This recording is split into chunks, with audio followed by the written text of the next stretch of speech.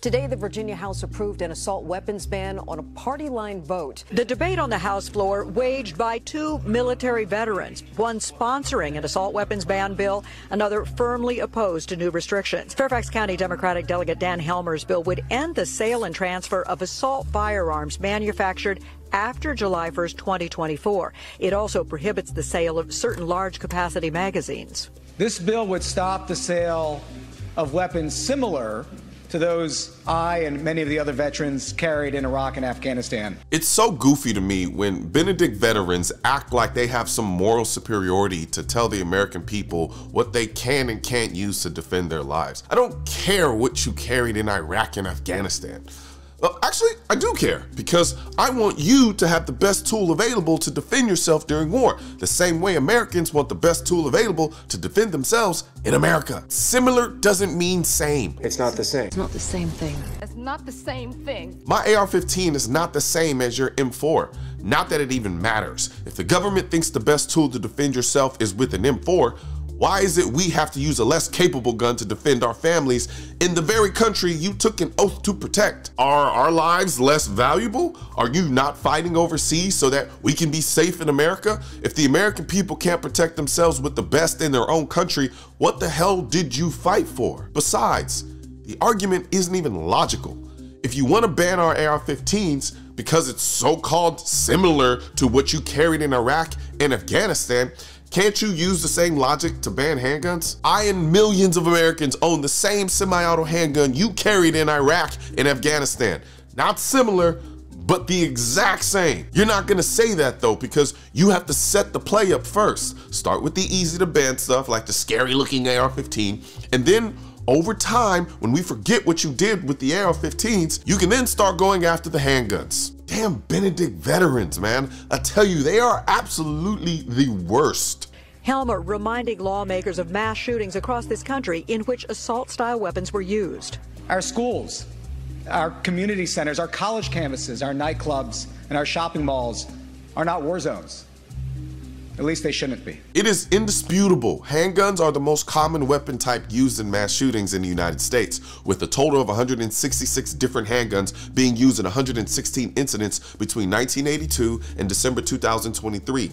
These figures are calculated from a total of 149 reported cases over this period, meaning handguns are involved in about 78% of mass shootings. That means even if you could make all the AR-15s disappear overnight, Poof, gone. Poof. Never there. We'd still have mass shootings because 78% of them are committed with handguns. This is goofball logic, and once again goes to show that they will inevitably start going after handguns next, and it won't stop. Arguing against the measure, Culpeper area Republican Delegate Nick Freitas. He was a Special Forces weapons sergeant in Iraq.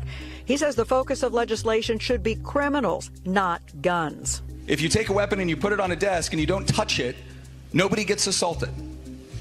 People do assault other people. And that should be the sort of crime that we're actually going after. But again, we're going after inanimate objects. Exactly. If banning guns works so well, why aren't we banning guns globally? Why aren't all the global Illuminati groups coming together and banning guns across the world? They're not doing this because other countries would tell them to Go f yourself.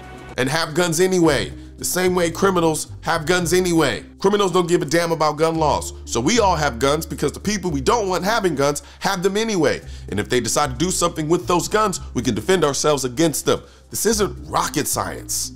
And while the bill does not impact assault weapons manufactured before July 1st, 2024, it does prohibit younger Virginians, those under age 21, from owning, selling, or transferring assault weapons, regardless of the manufacture date. Freitas says he fears if this bill becomes law, even greater restrictions could be ahead.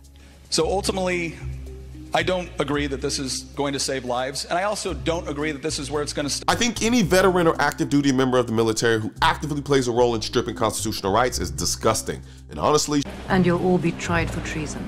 But it goes to show why the Second Amendment is so vital. It was written to guard against people like this, to protect this country from the tyrannical aspirations of people in our own government. You took an oath to protect the Constitution, but now you're doing the complete opposite. Instead, you're criminalizing a constitutional right and telling us it's for our own good.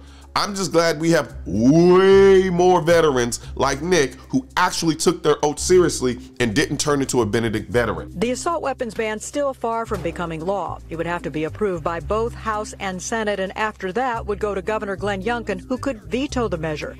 In a recent address, the governor called Virginia's current gun laws, quote, some of the toughest in the nation. If Virginia has some of the toughest gun laws in the country, and the anti-2A lobby is always talking about how they just want common sense, reasonable gun laws, why are they still trying to pass gun laws in a state with some of the toughest gun laws? It's because they think any and every gun law is reasonable, which makes them unreasonable. And when you let unreasonable people pass unreasonable laws, you get tyranny. So stop letting stupid people tyrannical you. Right now, shop.mrcolion.com, we just released our new Stanley style water tumblers or coffee tumblers or whatever you want to put in it, because this keeps your cold drinks cold for 24 hours and your hot drinks hot for 12 hours.